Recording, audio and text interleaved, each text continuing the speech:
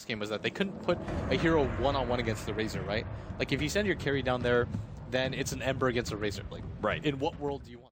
We saw Kyo struggle last game, right? And Kyo is a player that, for me, is really emotional. He needs some help here in this top lane. Pasha's last right click, he does get the first blood. KP, they thought they could actually... Aegis is about to fade. You smoke up, look for the fight, because you think that MVP is going to be a little bit too overconfident.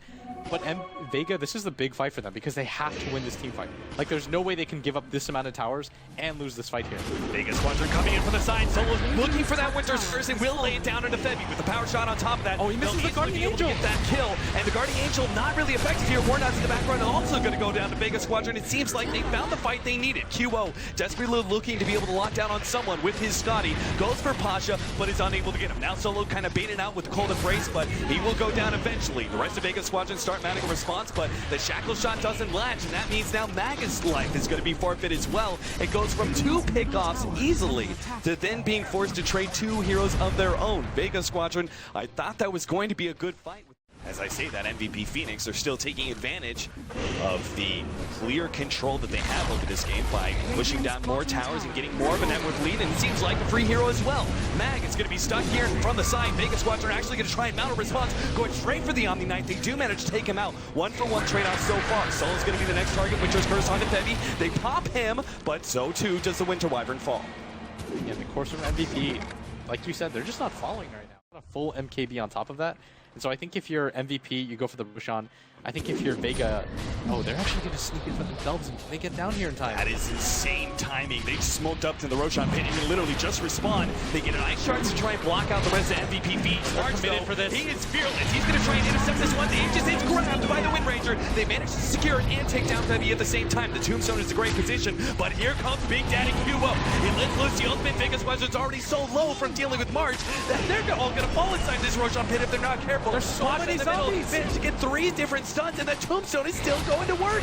No one is still fighting up against both QO and March. Echo Slam gets laid out, finishes off the Windranger. Mag is stuck in the corner with his Tombstone still going to work, but MVP, they're just not dying. They don't care about the Tombstone. These small sources of damage are nothing to them. Mag making the TP out doesn't quite get away. Our Winter Wyvern escapes, and so too does the Slardar, but in the end... QO just walks away with full HP. He's going to have a fully completed MKB, and Vega, what a smart maneuver by them.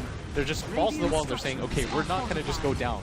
Like, we're going to at least try to attempt something, but the farm lead on both those cores, like you said, just to reiterate, it's just too hard to kill him right now. Yeah, they still don't have the Winter's Curse for another 30 seconds, so they don't really have a good way to be able to address Febby or that Omniknight. They're going to be forced into something here. No one coming in from the side, start focusing down QO. You can see the synergy there between the Amplify damage and Focus Fire doing a good amount of work. Though March is still a big problem to deal with. Mag is actually gets Cold Embraced up. The Tombstone is laid out, but it's instantly taken out by QO. And now Mag forced to use the Ghost Scepter on himself, but it seems like he's not getting out of here alive. Pasha gets a really good stun, but it just doesn't change the fact that Mag is still dead. Another great Shackle shot, but now no one's going to be forced away. There goes the Winter's Curse laid out on the Febby. They will be able to finish him off and bring a couple of supports low, but the cores are still healthy as they've always been. Solo is now going to be the next target of March as he just keeps on marching forward. Solo 31 minutes and just put a stamp on this victory as March is the first one up.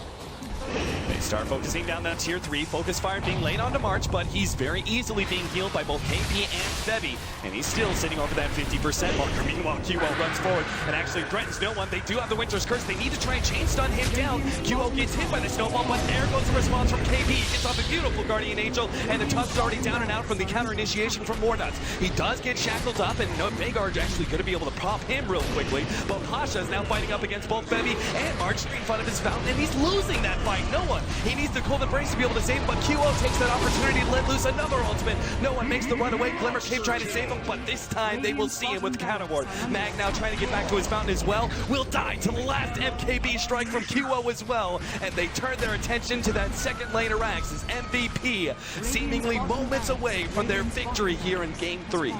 And once again, we see the same 3 heroes living throughout all of the fights. March isn't even touched right now. He's got full everything. Kyo is in the same position. KP opting to go for that Vlad's and that Blink Dagger. It's just so hard for them to get caught out of position. You saw him blink in this time. Guardian Angel, no response from Vegas. They just can't live anymore.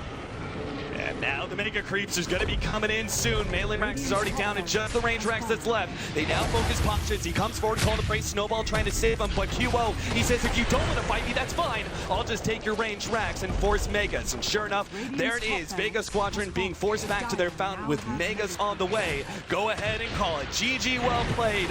Congratulations, says Solo, as MVP Phoenix. After what was one of the most intense games that we've ever casted in game number 2, managed to take that game and take game 3 very convincingly to be the 16 team going to TI. And how many games did they have to play just to get to this position? Last year, or the year before against Liquid, they came just short of getting into the main event. Now we see them here.